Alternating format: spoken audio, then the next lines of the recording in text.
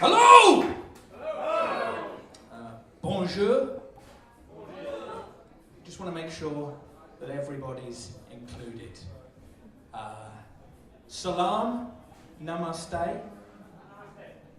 Just want to make sure that everybody's included. Konnichiwa! Can't do the accent. I just want to make sure that everybody is included. Heil Hitler! I just want to make sure that everybody is included. Though of course you don't hear that last one so much these days, do you? I mean, it used to be big, didn't it? In its day. But now not so much. You know, very much the Gangnam style of its era. Heil Hitler, someone would say, Heil Hitler, they'd say back. Now I used to hear it a lot as a kid. But then I did watch a lot of A Lower Low. Now, A Lower Low, if you don't know it, is the typical kind of British 1980s smutty sitcom full of lascivious, dirty old men played by elderly British character actors and a bevy of sexy French waitresses played by elderly British character actors. All set against the backdrop of the Nazi occupation of France. Hilarious. All set against the backdrop of the Nazi occupation of France. Now, I'm thinking even at the first production meeting, they were thinking there may be some issues with tone.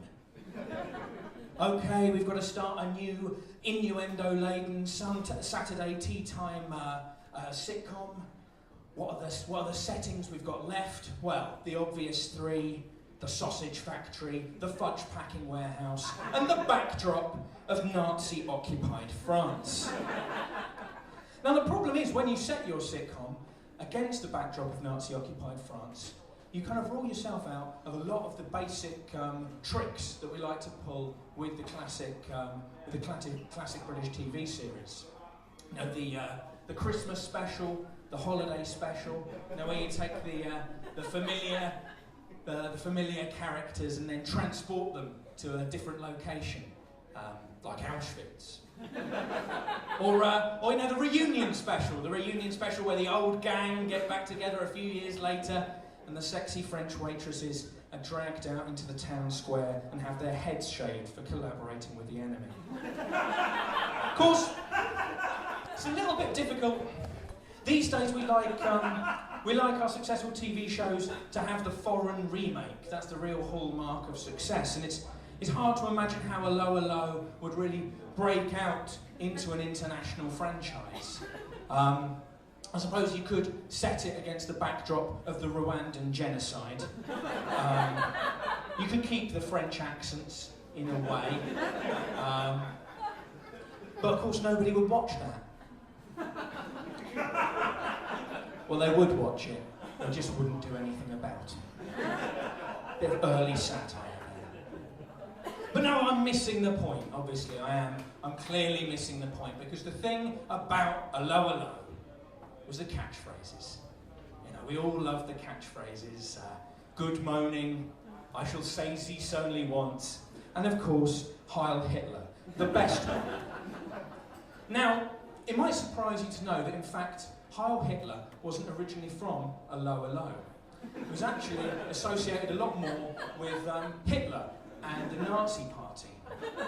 Now, say what you like about the makers of A Lower Low stealing a dead man's catchphrase, but they knew when they were onto a good thing, you know? They,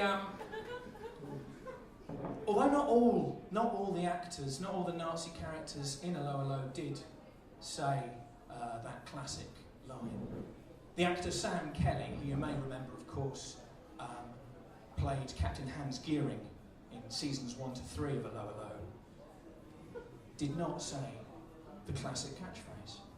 Now, if you have studied the online fan forums of A Lower Low as closely as I have, you will know that there is a rumour that suggests that because he is a Jewish actor, that he felt out of respect to his ancestors, he would not say Heil Hitler. Which tells you something about people on the internet and their opinions. Because they think that an actor, instead, would happily dress as a Nazi, pretend to be a Nazi, and earn his living for 3 years pretending to be a Nazi, but he has to draw the line somewhere, out of respect for his ancestors. But why wouldn't you want to dress as a Nazi? They just had the better brand identity, I think. You know, back in the Second World War, when the British nationalised their soft drinks industry because they were looking for something a little more total war than total refreshment, they concentrated on making one product, SDI, which in a classic leap of British bureaucratic thinking stood for Soft Drinks Industry. Thirst-quenching SDI. They might as well have called it STD. At least that suggests something more of an active lifestyle.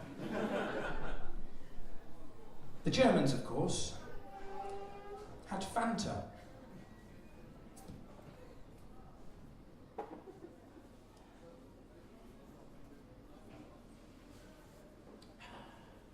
Heil Hitler.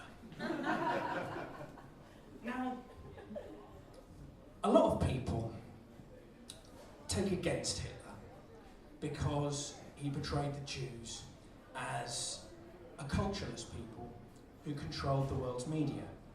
And we now know that that's the Australians. But in this one respect, I think we have to admire his courage. Because it takes a big man who thinks he can top hello as a standard greeting. And I kind of like, this is the thing that interests me about history, is that there has to be a first time for everything, you know? And if you can come back with me, if you will, to the Burger Brow Keller in 1923, when he's got to break that to his mates. Imagine, if you can, a sweat-filled basement under a pub where a strange little man has been ranting his weird opinions about history. Imagine it if you can. As the meeting draws to a close, the chairman, Anton Drexler, addresses the audience. Well, I think that concludes this meeting of the National Socialist German Workers' Party. Now, diary's out, and let's see when we can do next week. Unless there are any questions, of course. Apart from the Jewish one, obviously. Still no definitive answer on that as yet. Yes, question from our leader. Go ahead, Adolf. Well, that's it's more a point of order, really. I was just thinking that you know, the bit at the beginning of all our meetings, where you say thanks very much for coming, and did you get here all right? I always think it's best to check. Yeah, and you know that bit at the end of the meetings where you say thanks very much for coming and have a safe journey home and get your diaries out and all that. I was just thinking it's a bit messy, isn't it? You know, sort of. And you've got something a little more concise that you'd like to suggest, Adolf. Yeah, I was just thinking, if we said Heil and then my name. Heil Adolf Hitler? No, just Heil Hitler. Well, it is quicker. Yeah, and there was another thing, you know, just a little gesture to go with it, just a little, you know, kind of up and down with the palm. Like the sort of thing when somebody's let you in at a junction. Yeah, that's it. And we do this when you're in, when you come in, when, just, you know, always, whenever. I know, maybe we should have a vote on it. That's not really necessary, not with the fascism thing. Oh, well, you know, we'll never be short of an icebreaker, will we? Save a lot of time at work in the morning. Just imagine how efficient that'll make the soft drinks industry. That and the slave labour. Brave, ladies and gentlemen, brave Adolf Hitler. Now, I don't want you to think at this stage that because I've opened my show by talking about the courage of Adolf Hitler that I love Hitler. I don't love Hitler. Well, I'm not in love with Hitler. You know what I mean, girls. You know he's... I mean, he's a married man. And on the 30th of April 1945, he took cyanide, shot himself in the head. His body was taken outside, burned with petrol, where it was found by the advancing Red Army, who then buried his bones in the Magdeburg forest, where until 1970, the then head of the KGB, Yuri Andropov, fearing that his grave may become a site of a shrine for fascist sympathisers, had his corpse exhumed again, burned again, ground into dust and scattered into a tributary of the River Elbe. So if I said I was waiting for him, I'd be being a fool to myself. You know what I mean, girls. But no, seriously, I don't. You can probably tell I'm not a fan of Hitler or the Nazis. That was just a striking opening, you know, to win your attention. You can probably tell by the fact that I'm dressed like a twat that I'm in fact quite left-wing. You know, I'm pretty right on in my views. You know, what they call a cider socialist. It's like a champagne socialist, but on a budget. You know, I'm in favour of equal marriage, even though I'm not gay, which was a disappointment to my husband. I told him, you know, I've got to make a stand, and you don't worry your pretty little head about it. But no, seriously, I can't stand those, you know, those right-wing groups, your BNP, your EDL, you know, the angry men who don't so much have heads as just domed extensions to their neck. Their whole face is bloodshot because they've seen a samosa on a Wetherspoons menu. You know. No, I don't stand those guys. I can't stand those guys. I hate those people, and I used to take it too far. I admit that. I used to take it too far. I used to think I don't want to be around those people. I don't want to be near those people. I even used to think that they should have to use a separate area at railway stations. Then I realised that'd just be giving a platform to racists. That line is just there to let you know that I will sell out any belief that I have for a punchline eventually.